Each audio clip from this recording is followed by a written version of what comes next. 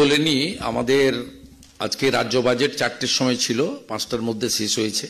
আমরা এক দফা অ্যাসেম্বলির গেটে আমি ডক্টর অশোক লাহিড়ী, শঙ্কর ঘোষ, অগ্নিমিত্রা পাল, দীপক বর্মন আমরা ওখানে প্রেস করেছি।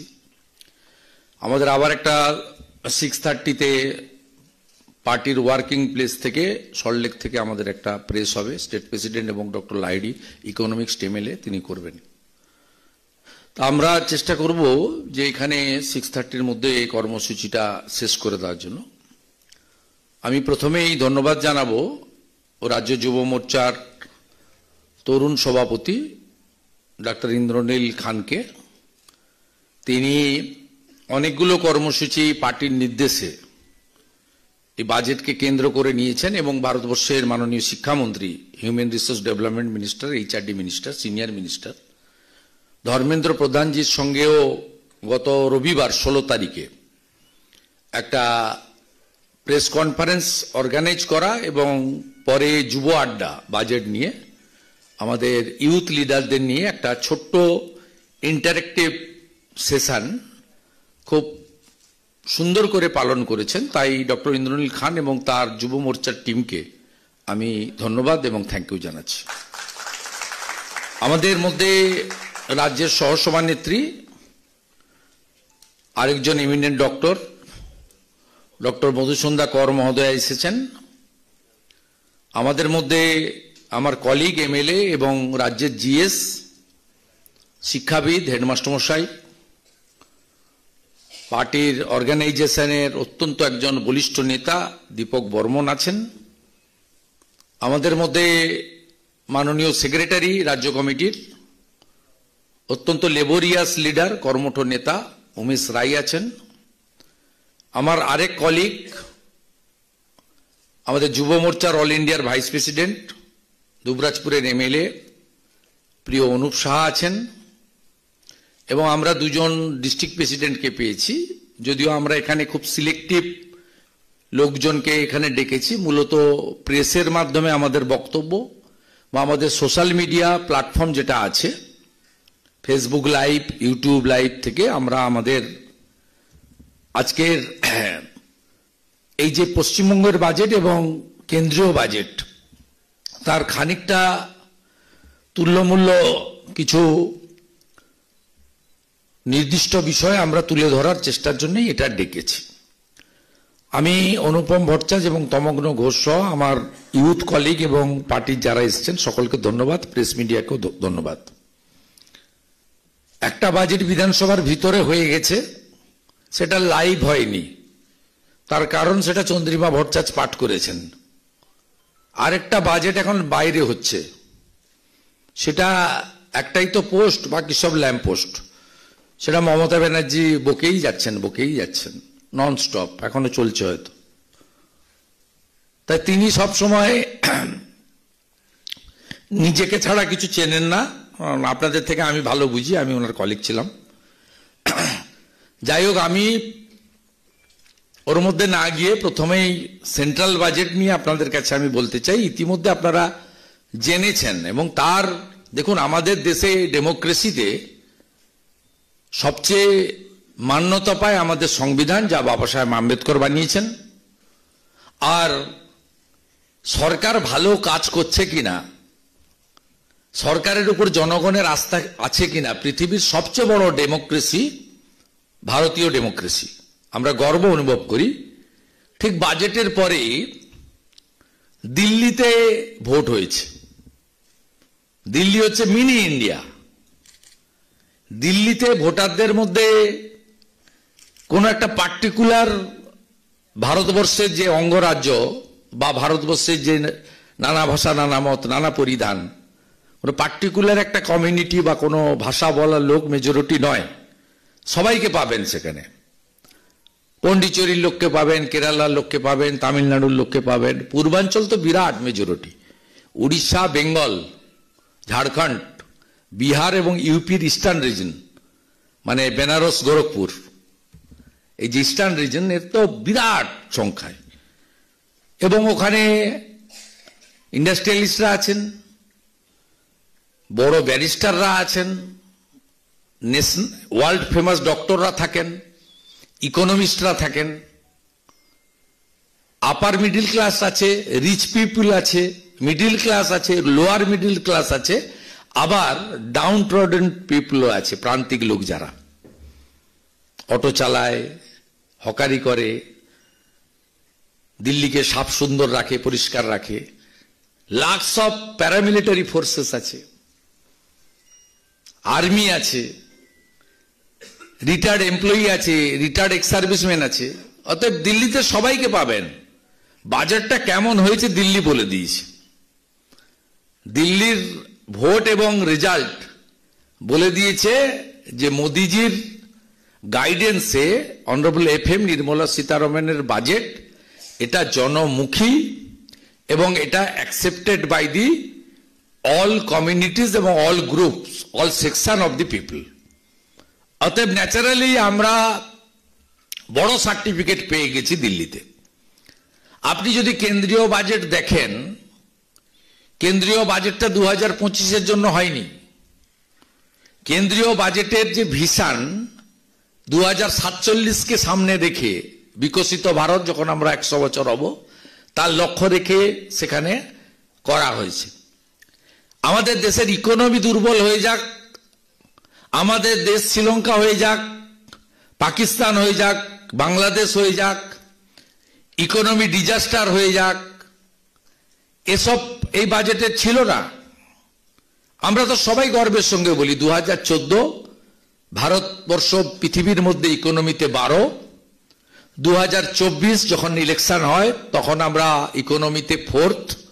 মোদিজির ডিক্লারেশন আছে যে আমার 3rd টার্মে আমি ভারতকে 3rd ইকোনমিক্যালি স্ট্রংগেস্ট নেশনে পরিণত করব।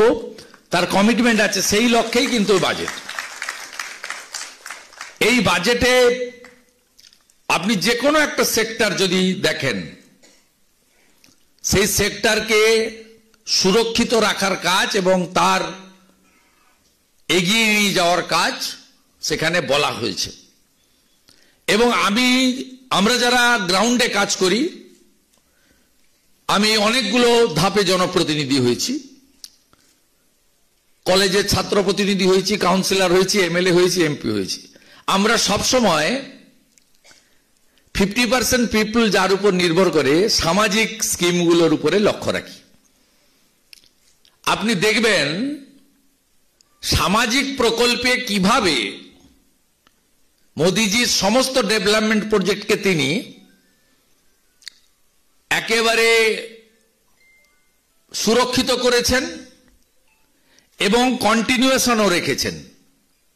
আমাকে অ্যাসেম্বলির গেটে সাংবাদিকরা জিজ্ঞেস করেছিল, মমতা ব্যানার্জি নাকি বলেছেন যে মোদিজি কিচ্ছু দেয় না। আমি সাংবাদিকদের বলছিলাম, আপনাদেরও বলছি, 82 কোটি লোককে প্রধানমন্ত্রী অন্ন সুরক্ষা যোজনাতে নরেন্দ্র মোদী বছরে 2 লক্ষ কোটি টাকা খরচ করে মাথা পিছু 5 কেজি করে রেশন দেয়। আমরা যেটা চাল বলি, অন্য জায়গায় আনাজ বলে, চাল অথবা গম। 82 কোটি, 82 crore, 140 কোটি দেশে। আয়ুষ্মান ভারতে 5 কোটি লোক already benefited, up to 5 lakh চিকিৎসা। 12 কোটি পরিবারের হাতে আয়ুষ্মান ভারতের card. Number of family member কত? 60 crore, 60 কোটি। এরপরে আসুন, এরপরে আপনার স্বচ্ছ ভারত অভিযানে মোদিজির 12,000 টাকা করে কেন্দ্রের দেওয়া এবং বেনিফিশিয়ারির দেওয়া 1,000 টাকা, 13,000 টাকায় যে ইউরিনাল তৈরি হয়েছে। কতজন বেনিফিটেড হয়েছে ভারতবর্ষে? 14 কোটি পরিবার এই বেনিফিট পেয়েছে। এই যে মমতা ব্যানার্জি যে টাকাগুলো ঝেড়ে দিয়েছে না ওদের লোকরা, ল্যাট্রিনের টাকাও এরা ঝাড়ে, এটা এত নিম্নমানের চোর। পশ্চিমবঙ্গে শুনে রাখুন, 72 লক্ষ শৌচালয়ের জন্য নরেন্দ্র মোদীজির সরকার স্বচ্ছ ভারত অভিযানে টাকা দিয়েছে। এবার শুনলে অবাক হয়ে যাবেন। আগে বড় বড় কর্পোরেটের যে আমাদের যেগুলো নবরত্ন আছে, প্রফিট মেকিং কনসার্ন, তাদের 4% CSR করতে হয়, কর্পোরেট সোশ্যাল রেসপন্সিবিলিটি। আগে টাকাগুলো কি হতো কংগ্রেসের আমলে? Indira Gandhi foundation, Rajiv Gandhi foundation, Nehru memorial, সেখানে সব সিএসআর এর টাকা দিয়ে দিতে হতো, হান্ড্রেডস অফ ক্রোড়স। নরেন্দ্র মোদীজি এই যে 14 কোটি শৌচালয় নির্মাণ করেছেন, তার 80% টাকা ট্যাক্স পেয়ারদের টাকা নয়, ইন্ডিয়ান অয়েল কর্পোরেশন সহ, ওএনজিসি সহ, ভারত পেট্রোলিয়াম সহ আমাদের যারা প্রফিট মেকিং কনসার্ন আছে, প্রাইভেট প্লেয়ার, তাদের নাম আর আমি বলছি না, তাদের সকলের সিএসআর এর টাকা ভারত সরকার নিয়ে একেবারে কার বাড়িতে শৌচালয় নেই, কে তারা? সবচেয়ে প্রান্তিক যে, তাকে পৌঁছে দেওয়ার কাজ করেছেন। 14 crore, 82 crore ration, free ration, 60 crore for Ayushman Bharat. গোটা ভারতবর্ষে আয়ুষ্মান ভারতে 2টো রাজ্য ছিল না, নবীন বাবুও যুক্ত হয়ে গেছিলেন যখন ছিলেন, এখন তো আমাদের সরকার। স্ট্যালিনও, মমতা ব্যানার্জির বন্ধু স্ট্যালিনও যুক্ত হয়ে গেছে তামিলনাড়ু। কেরালার সিপিএমও যুক্ত হয়ে গেছে, যারা দিন আর রাত মোদির বিরোধিতা করে। 2টো রাজ্য ছিল না, ওয়ান দিল্লি আর সেকেন্ড ক্যালকাটা, বেঙ্গল। দিল্লিতে আর সমস্যা নেই। দিল্লির সরকার তো বলেছে যে আয়ুষ্মান ভারত তো দেব 5 লাখ, সঙ্গে আরো 5 লাখ স্টেট গভর্নমেন্ট দেব, 10 লাখ ফ্রি চিকিৎসাতে, যাদের দরকার, যাদের প্রয়োজন। আজকে আয়ুষ্মান ভারতে 60 কোটি লোকের কাছে বেনিফিট, মানে কার্ড পৌঁছে গেছে, 12 কোটি ফ্যামিলি, 5 কোটি লোক অলরেডি তারা চিকিৎসার বেনিফিট পেয়ে গেছে। এবারে আসুন আপনি প্রধানমন্ত্রী পিএম কিষাণ সম্মান নিধি 3 বার পায় কৃষকরা, 2000, 2000, 2000। 2008 সালে ডক্টর মনমোহন সিং যখন প্রধানমন্ত্রী, কৃষি ঋণ ছাড় ঘোষণা করেছিল কংগ্রেস। কত টাকা? 75,000 কোটি টাকা এক বছরে। আর নরেন্দ্র মোদীজি প্রত্যেক বছর 13 কোটি কৃষককে 6,000 টাকা করে 3 বার দিচ্ছেন, 2000, 2000, 2000। এত বছর ধরে দিচ্ছেন, দিয়ে যাবেনও। হিসাব করে দেখুন, 10 টাইমস দিয়ে দিয়েছেন নরেন্দ্র মোদী। কংগ্রেস শর্ট টার্ম গেইনের জন্য করেছিল, নরেন্দ্র মোদী লং টার্মে কৃষকদের সার কেনার জন্য, কৃষকদের আরো ভালো করে চাষ করার জন্য 6,000 রুপিজ দিয়েছেন। 13 কোটি কৃষক পেয়েছেন। তার মধ্যে পশ্চিমবঙ্গে কত?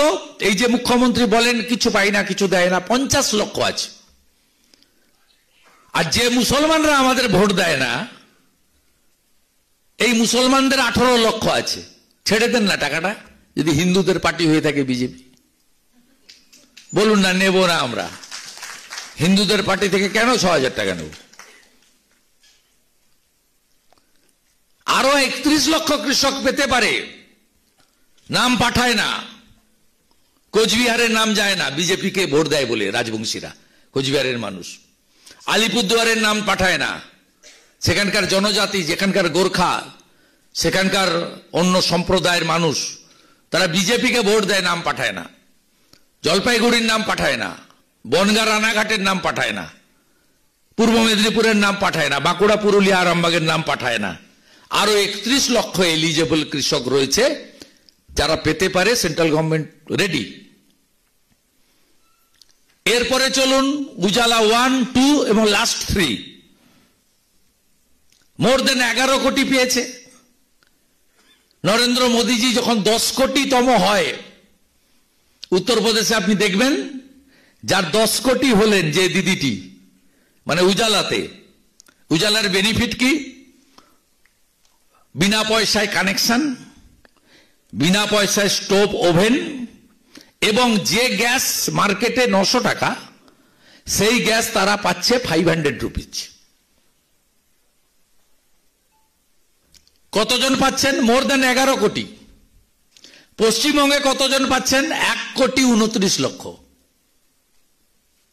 তাতেও আবার উজালা 1 এবং 2, লাস্ট যে 75 লক্ষ তার মধ্যে বাংলার ভাগে ছিল 14 লক্ষ। কিন্তু এখান থেকে লিস্ট পাঠানো হবে না, তাহলে মোদিজির নাম বেড়ে যাবে। তাই মোদিজির বাজেটের বেনিফিট পশ্চিমবঙ্গের জনগণও পাচ্ছে। আর মমতা ব্যানার্জির জন্য Vishwakarma Yojana, Ayushman Bharat, PM crop insurance, Beti Padhao Beti Bachao, উজালা 3, পশ্চিমবঙ্গের lakhs of people, crores of people, they are too much suffering. এটা মমতা ব্যানার্জির সরকারের পলিটিক্সের জন্য হচ্ছে।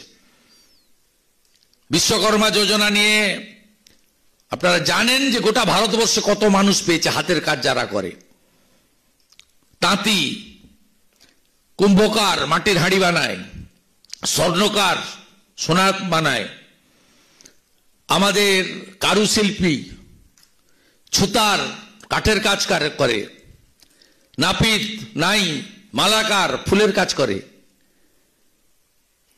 এরা 6 লক্ষ অ্যাপ্লিকেন্ট করে রেখেছে।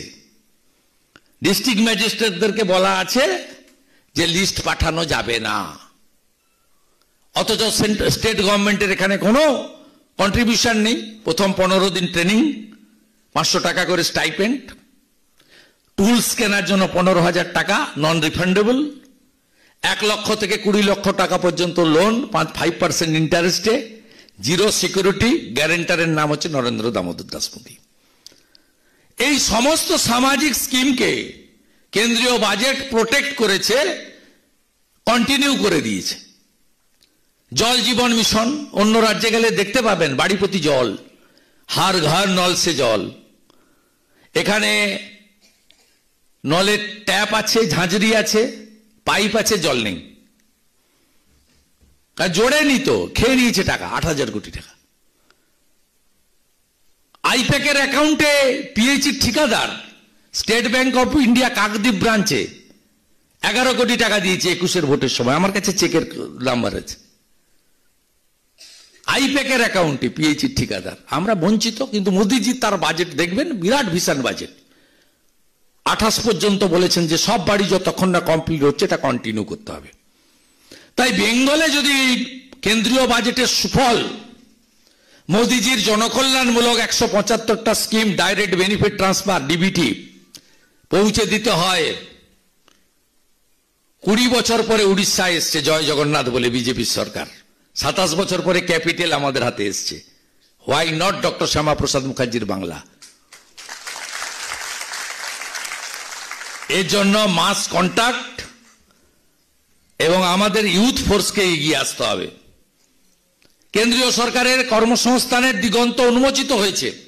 কর্মসংস্থান শুধু গভর্নমেন্ট এমপ্লয়ি হয়ে হয় না, শিল্পায়নের মাধ্যমে কর্মসংস্থান হয়, স্কিল ডেভেলপমেন্টের মাধ্যমে কর্মসংস্থান হয়,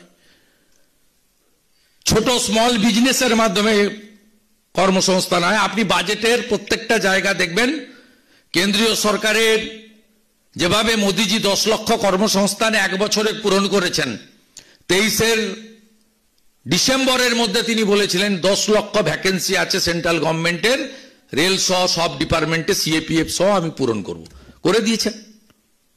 আপনি লজ্জা লাগে না বাংলায় থাকেন? বাংলায় রেলের পরীক্ষা হয় না জানেন? সাউথ ইস্টার্ন রেলে বাংলার লোকেরা পরীক্ষা দিতে কোথায় যায়? উড়িষ্যায়। কারণ বাংলায় রেলের যে সেন্টারে পরীক্ষা হবে, সেই সেন্টারে পরীক্ষকের যারা গার্ড থাকবে বা পুলিশের যারা গার্ড থাকবে তারাই টাকা নিয়ে নকল সাপ্লাই করে দেবে। তাই ভারত সরকার রেলের পরীক্ষা উড়িষ্যায় নিয়ে গেছে, সাউথ ইস্টার্ন রেলের পরীক্ষা সেখানে দিচ্ছে। বাঙালি ছেলেরা চাকরি পাচ্ছে, জব ফেয়ার হয়। কয়েকদিন আগে দেখবেন শান্তনু ঠাকুর কলকাতা থেকে, মোদিজি দিল্লি থেকে করলেন, এখানে শান্তনু ঠাকুর তুলে দিলেন। নর্থ বেঙ্গলে বিএসএফ এর ওখানে ডক্টর সুকান্ত মজুমদার যারা সেন্ট্রাল মিনিস্টার তারা তুলে দিলেন অ্যাপয়েন্টমেন্ট। তাই বাজেটে কর্মসংস্থানকে প্রায়োরিটি দেওয়া হয়েছে। কেন্দ্রীয় সরকারের ভ্যাকেন্সি ফিল আপ করা এবং সেখানে 100 পয়েন্ট রোস্টার মেনে SC, ST, OBC, physically challenge, ex serviceman, এবং যেটা মোদিজি করেছেন সবর্ণদের জন্য কেউ করেনি, ইডব্লিউএস 10%। আমাদের এই রাজ্যে ইডব্লিউএস চালু নেই, এটা কনস্টিটিউশনাল অ্যামেন্ডমেন্ট হয়েছে। সেগুলো মেনেই আজকে তিনি কর্মসংস্থান করেছেন। ইন্ডাস্ট্রিয়ালাইজেশনের জন্য নতুন ইন্ডাস্ট্রিকে ইনসেন্টিভিয়াসের কথা বলেছেন। তাদের মরিটোরিয়াম পিরিয়ডের সময় ব্যাংক লোনে শুধু ইন্টারেস্ট দিতে হবে, প্রিন্সিপাল দিতে হবে না।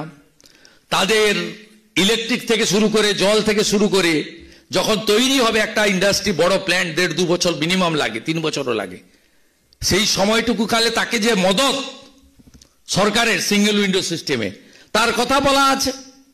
মুদ্রা লোনের পরিমাণ 20 লক্ষ করে দিয়েছেন। করুন ব্যবসা। আপনি কেন চাকরি করবেন? আপনি আরো 50 জনকে চাকরি দিন।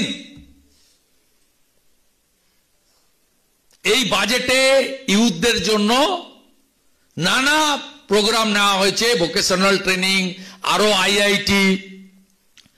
আইআইটিতে কত আসন বৃদ্ধির কথা বলা হয়েছে, 5000, 6000। এমবিবিএস কে বলা হয়েছে আরো 10,000 নতুন ডাক্তারের ক্ষেত্রে। এই বাজেটে হেলথ সেক্টরের যদি আপনি যান, 26টা জীবনদায়ী ওষুধকে, বিশেষ করে ক্যান্সার, 26টা, আর বাকিটা এক্সাম পুরো করে মোট 37। তাতে মানে এই যে কনসেপ্টটা জীবনদায়ী ওষুধের, তার সস্তাতে যাতে লোক পায়, এই কনসেপ্টটা, সেটা 37ই হোক আর 77ই হোক, সংখ্যাটা বড় কথা নয়। এই যে কনসেপ্টটা, এই যে ভাবনাটা, এটা প্রো পিপল একটা গভর্নমেন্ট ছাড়া করতে পারে না। এবং সাব ডিভিশন ডিস্ট্রিক্ট হসপিটালে ক্যান্সারের ট্রিটমেন্ট, এই যে মমতা ব্যানার্জি আজকে চন্দ্রিমা ভট্টাচার্যের বাজেটে বলছে আমি মেডিকেল কলেজ করেছি। এই মেডিকেল কলেজগুলো টাকা কার জানেন? 75% টাকা ফর সেন্ট্রাল গভর্নমেন্ট। মোদিজি আসার পরে পার ডিস্ট্রিক্টে একটা করে মেডিকেল কলেজ, যে কটা মেডিকেল কলেজ হয়েছে credit goes to Narendra Damodar Das মোদির। এখানে স্টেট গভর্নমেন্টের কোনো রোল নেই। এত এমবিবিএস এ যে আসন সংখ্যা বেড়েছে, মেডিকেল কলেজগুলো ডিস্ট্রিক্টে হচ্ছে বলে। কৃষকদের ক্ষেত্রে পিএম কিষাণ সম্মান নিধি চালু রেখে ইউরিয়া সারের ক্ষেত্রে ভর্তুকি, লাস্ট ইয়ারে 37,000 কোটি টাকা সাবসিডি দিয়েছেন। এবারেও কন্টিনিউ করার কথা বলা হয়েছে, যাতে সার আরো সস্তা মূল্যে পায়। আসামে বড় প্ল্যান্টের কথা বলা হয়েছে, ইউরিয়া প্ল্যান্টের। রেলে যদি যান, রেলেও দেখবেন আপনি একইভাবে পশ্চিমবঙ্গের কোন রেল প্রজেক্টে টাকা বরাদ্দ কম হয়নি। আমি তো যেখান থেকে এমএলএ নন্দীগ্রাম দেশপ্রাণ 301 কোটি টাকা বরাদ্দ করেছে কমপ্লিট করে দেওয়ার জন্য। পুরো কমপ্লিট হয়ে যাবে। 6 একর জায়গার জন্য রেল চলবে না। 80 একর জায়গা দরকার, 74 একর জায়গা রেলের হাতে, 6 একর জায়গা মাননীয়া দেবেন না। মেট্রো রেল প্রজেক্ট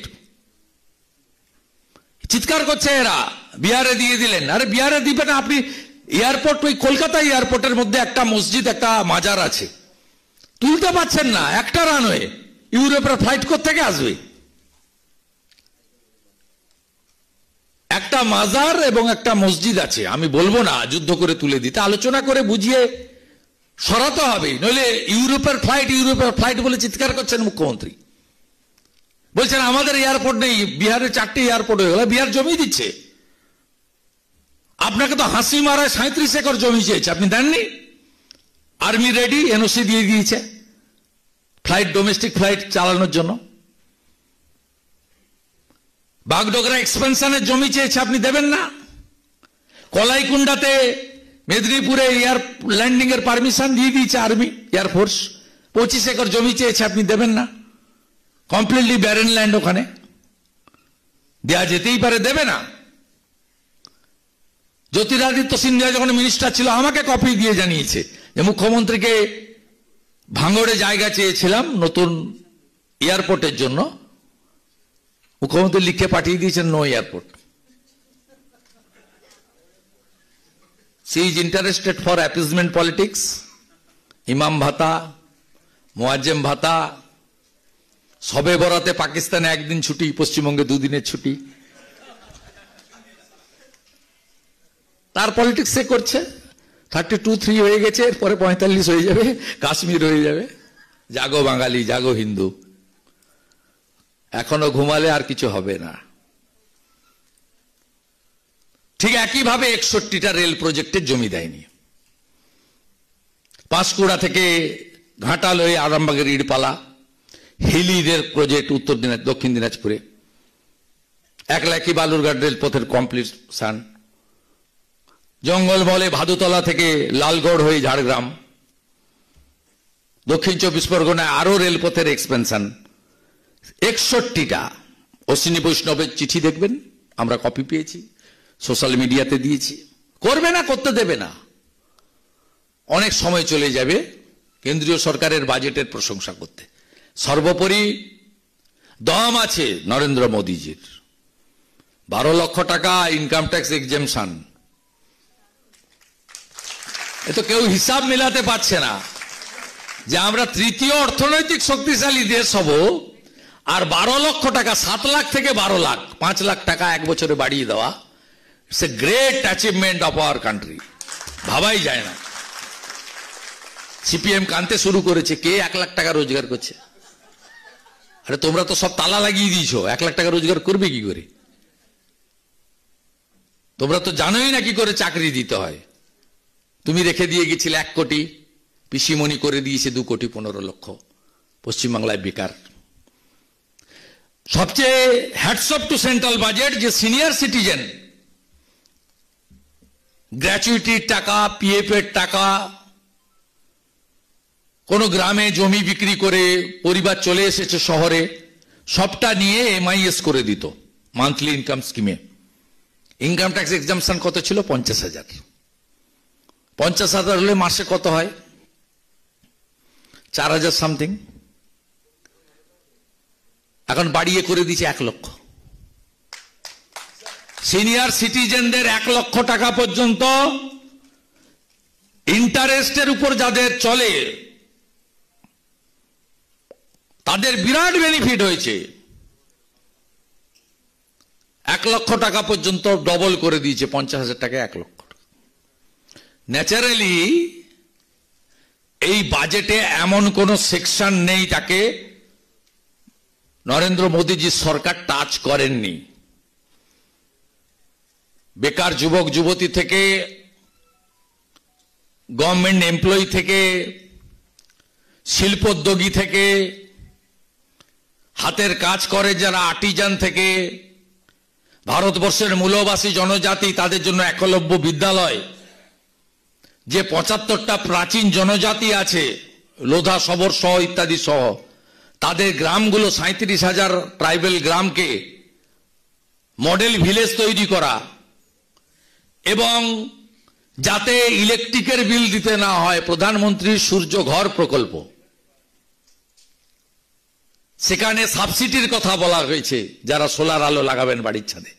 সব মিলিয়ে এই বাজেট কি মিনি ইন্ডিয়া দিল্লি বলে দিয়েছে। আমাদের দেশের গণতন্ত্রে শেষ কথা বলে জনগণ, তাই সংবিধানের প্রথম line, for the people, by the people, of the people. Delhi already voted in favour of BJP and NDA. The budget passed by the people, not only the parliament.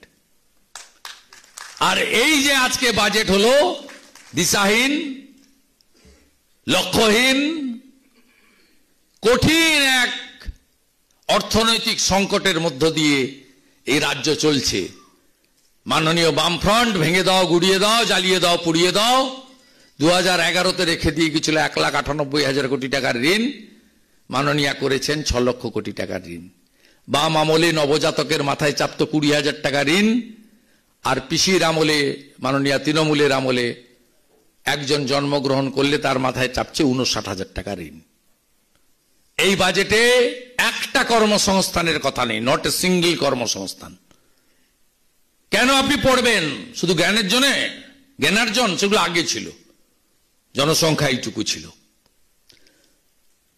আগে বাবা মারা আজ থেকে 50 বছর 70 বছর আগে বিদ্যালয়ে পাঠাতেন পরিপূর্ণ মানুষ হওয়ার জন্য, জ্ঞানার্জনের জন্য।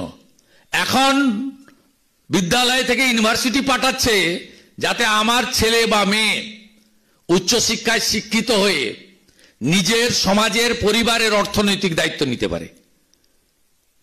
চাকরি নেই। বাম আমলের 1 কোটি, মমতা ব্যানার্জির আমলে 2 কোটি 15 লক্ষ। 51টা এমপ্লয়মেন্ট এক্সচেঞ্জ, তালা চাবি। রাজ্য বাজেটে বেকারদের জন্য একটা কথা নেই, পেনশনার্সদের জন্য একটা কথা নেই, সিনিয়র সিটিজেনদের জন্য একটা কথা নেই, শিল্পের জন্য একটা কথা নেই। 4% ডিএ আপনাকে কে দিতে বলেছে? ডিএ তো কর্মচারীর অধিকার। আপনি স্যাট থেকে সুপ্রিম কোর্ট পর্যন্ত কয়েক বছর ধরে কর্মচারী, শিক্ষক, শিক্ষাকর্মী, অধ্যাপক, ডাক্তার, রাজ্য সরকারের যারা এমপ্লয়ি এবং রিটায়ার্ড, তাদের অধিকার থেকে বঞ্চিত করছেন। কত গ্যাপ ছিল সেন্ট্রাল গভর্নমেন্টের সঙ্গে? বাজেট পেশের আগে 39 দিলেন, কত 4, গ্যাপ থাকলো কত 35। পে কমিশন কবে করেছিলেন? পঞ্চম, মানে 15 সালে 6th পে কমিশন। ওটা ভারতবর্ষে 7th পে কমিশন হয়ে গেছে সব রাজ্যে। Central government advance 8th pay commission করে দিয়েছে।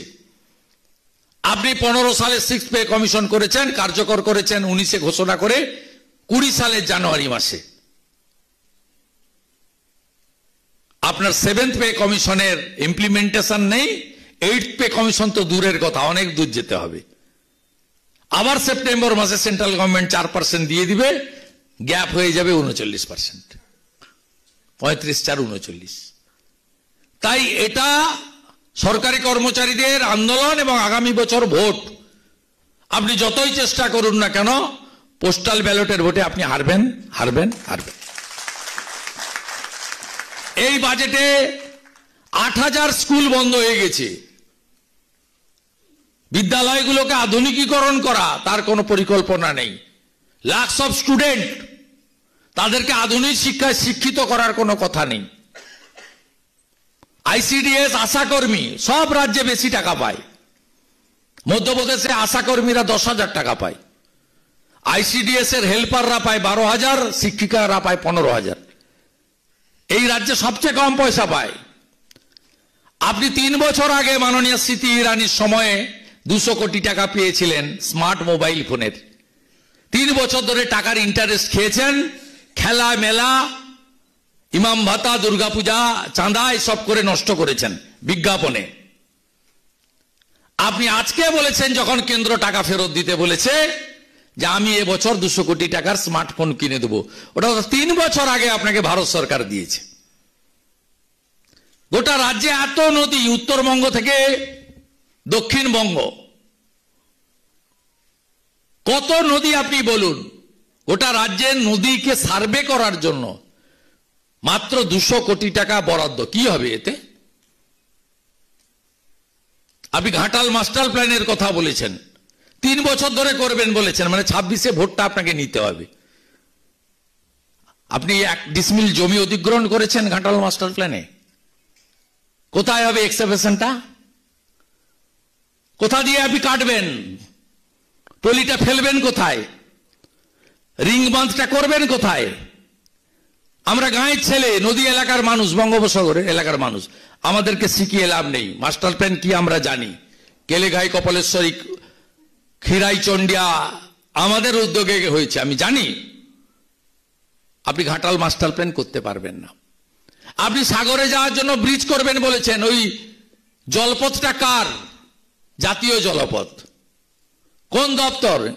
IWI, inland waterways. মন্ত্রীর নাম কি? সর্বানন্দ সোনোয়াল।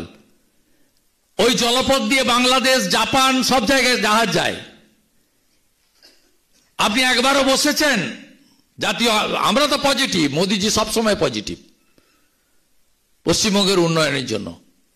ওখানে আপনি বলছেন ডিপিআর বানাবো।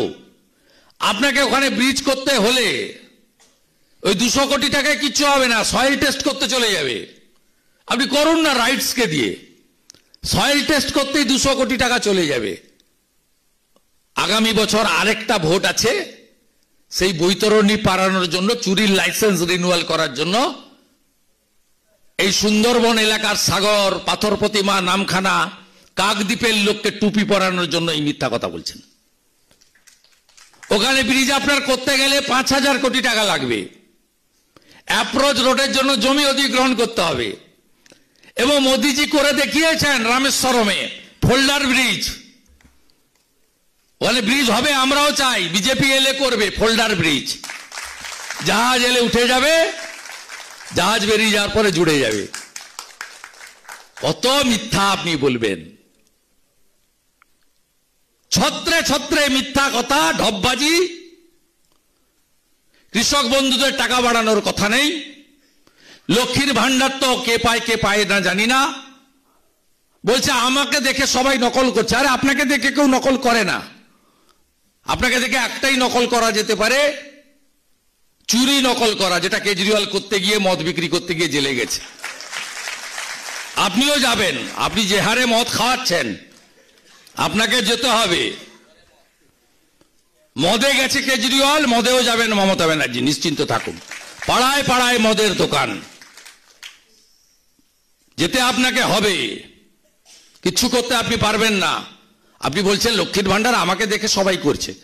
আরে আপনি মুখ্যমন্ত্রী হওয়ার আগে শিবরাজ সিং চৌহান চালু করেছে লাডলি বহিন, 1,500 টাকা, তখন মুখ্যমন্ত্রী মধ্যপ্রদেশ ছিলেন। আপনি চালু করার আগে সর্বানন্দ সোনোয়াল 60 লক্ষ মহিলাকে দেন আসামে, হেমন্তজি কন্টিনিউ করেছে, বাড়িয়ে দিয়েছে 1,000 টাকা করে, 2,500 টাকা দেয়। বিজেপি উড়িষ্যায় এসছে, সুভদ্রা যোজনায় 50,000 টাকা বছরে দিচ্ছে। বিজেপি মাইয়া যোজনাতে মহারাষ্ট্রে 2,000 টাকা করে দিচ্ছে। বিজেপি মা তারি যোজনাতে ছত্তিশগড়ে এককালীন মহিলাদের 12,000 টাকা দিচ্ছে বছরে একবার। হরিয়ানাতে নায়েব সিং সাইনি 2100 টাকা দিতে শুরু করে দিয়েছেন। আর বিজেপি সরকার দিল্লিতে শপথ নেওয়ার পরেই 2,500 টাকা করে মহিলাদের অ্যাকাউন্টে ঢোকাবে। রাজস্থানে 500 টাকার সিলিন্ডার, 25 লক্ষ টাকা পর্যন্ত চিকিৎসার ব্যয়ভার ভজনলাল শর্মার সরকার নিচ্ছে। বিষ্ণুদেব সাইজ সরকার 3100 টাকা কুইন্টালে ধান কিনছে।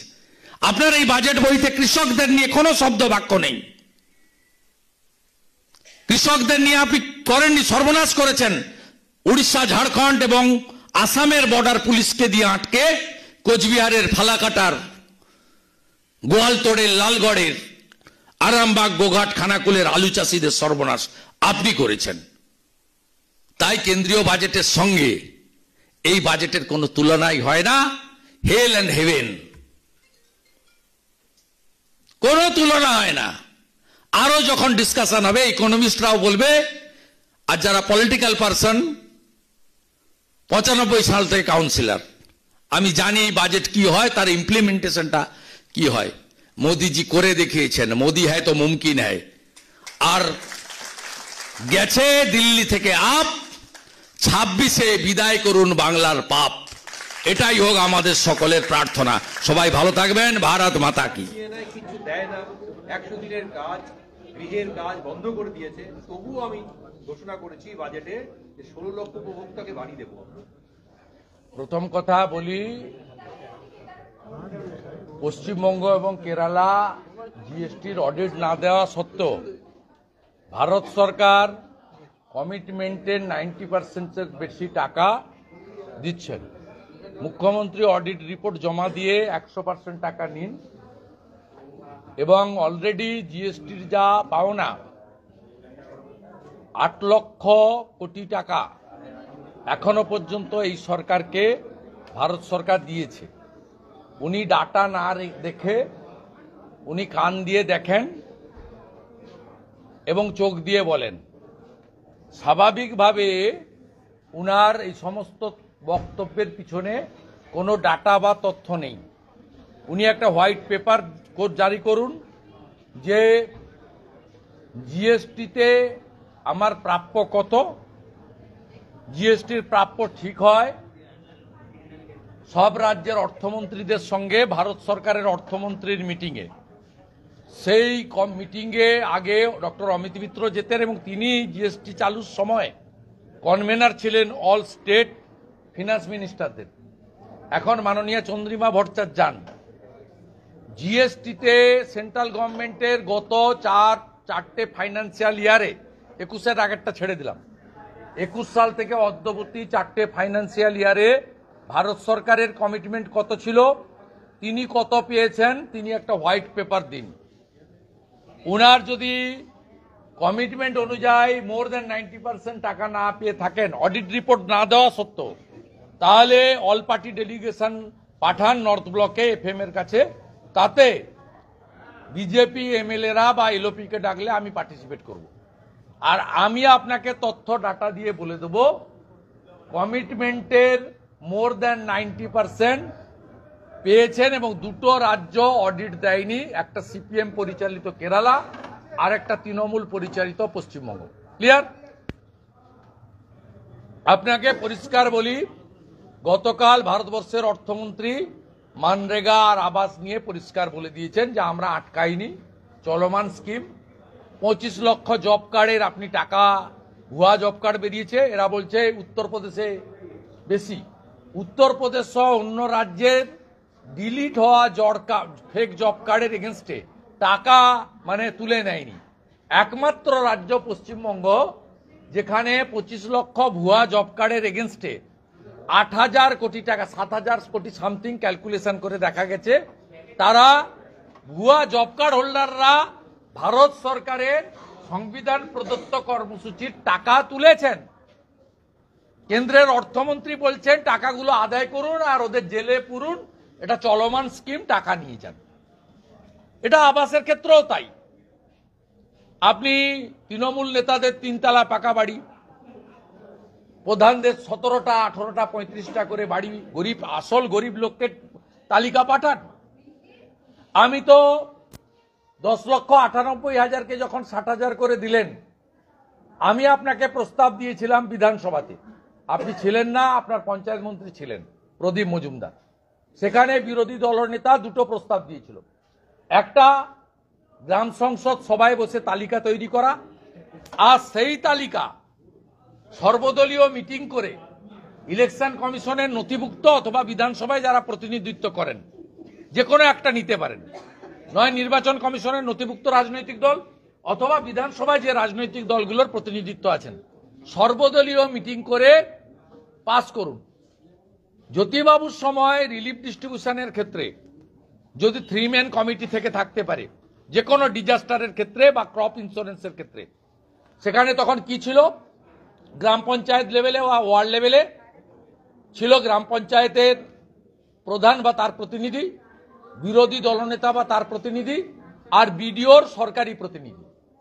আমাদের তো সিম্পল দুটো দাবি, গ্রাম সংসদ থেকে আপনি তালিকা করুন। আপনি এবারে যে তালিকা করেছেন তাতে 2.5 লক্ষ নাম মুখ্যমন্ত্রীকে বলতে পাঠিয়ে দিয়ে বলেছেন এটা ইনকোয়ারি হবে না, ঘর দিয়ে দিন। আমার এলাকায় আপনার বিডিও এফআইআর করেছে দাউদপুরের একজনের কাছে যে মুখ্যমন্ত্রীকে বলতে নাম লিখিয়ে 60,000 টাকা পেয়েছে, সে ভুয়ো লোক। তার টাকা ফেরতের জন্য এখন বিডিও নন্দীগ্রাম 1 তিনি এফআইআর পর্যন্ত দাখিল করেছেন। আমরা চাই সে রাজ্য সরকারের হোক, কেন্দ্র সরকারের হোক, ঋণ নেওয়া টাকা হোক, ট্যাক্সের টাকা হোক আর জিএসটির টাকাই হোক, এটা পাবলিক এক্সচেকারের মানি প্রপারলি ইউটিলাইজ হোক এবং আসল বেনিফিশিয়ারিরা পাক। আপনার এই কাটমানি সিস্টেম, পার্টির লোকদের গোয়াল ঘর দেখিয়ে 3টে করে বাড়ি এবং ফিশারি চালা দেখিয়ে আবাসের টাকা দেওয়া আমরা বিরোধী। আর আপনাকে শুনে রাখুন মমতা ব্যানার্জি, এই 60,000 বা 1,20,000 এখন কোনো ঘর হয় না। ভারতীয় জনতা পার্টি পশ্চিমবঙ্গে এলে 3 লক্ষ টাকার বাড়ি দেবো আমরা কমিটেড, অন রেকর্ড বলছি। এই রাজ্যের বিজেপির 2-3 জন প্রধান সারির নেতার মধ্যে as per my post, by virtue of my post, LOP হিসেবে আমি এই দায়িত্ব নিয়ে এটা বলছি, আমি আমার সেন্ট্রাল লিডারশিপ এবং আমাদের ভবিষ্যতের কর্মসূচির মধ্যে এটা ইনকর্পোরেট করাবো।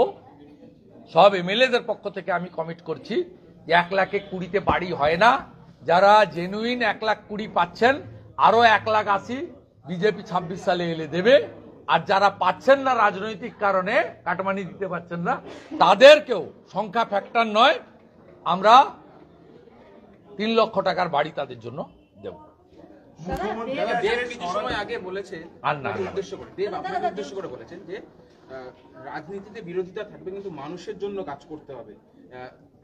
উনি কত বছরের এমপি? উনার এখন 11 বছর চলছে, 10 বছর 9 মাস। উনি প্রত্যেকটা নির্বাচনে ঢপের চপ করেন। ঘাটাল মাস্টার প্ল্যানে জমি অধিগ্রহণ হয়েছে, আপনারা যেভাবে প্রাথমিক পরিকল্পনা ঘাটালের এসডি অফিসে প্রকাশ করেছেন মানসবাবুর উপস্থিতিতে, দেববাবুর উপস্থিতিতে, তাতে তো দাসপুর সহ বিস্তীর্ণ এলাকাকে ভাসিয়ে দেওয়ার ব্যবস্থা করেছেন। আগে জমি অধিগ্রহণ শেষ করুন, জমি অধিগ্রহণ করার পরে ঘাটাল মাস্টার প্ল্যান নিয়ে দিল্লি যাবেন, 50 ভাগ টাকা আপনারা দেবেন, 50 ভাগ টাকা ভারত সরকার দিতে প্রস্তুত। ভারত সরকার যদি কেলেঘাই, কপালেশ্বরী, খিরাই, চন্ডুয়া, কান্দি মাস্টার প্ল্যানে টাকা দিয়ে থাকতে পারে, ঘাটাল মাস্টার প্ল্যানে টাকা দেবে, তো আগে জমি অধিগ্রহণ করুন। রিং বাঁধ কোথায় দেবেন, তার জমি কোথেকে পাবেন? এক্সকাভেশন, খনন করবেন, মাটি কোথায় ফেলবেন, নতুন মাটি কোথায় পাবেন?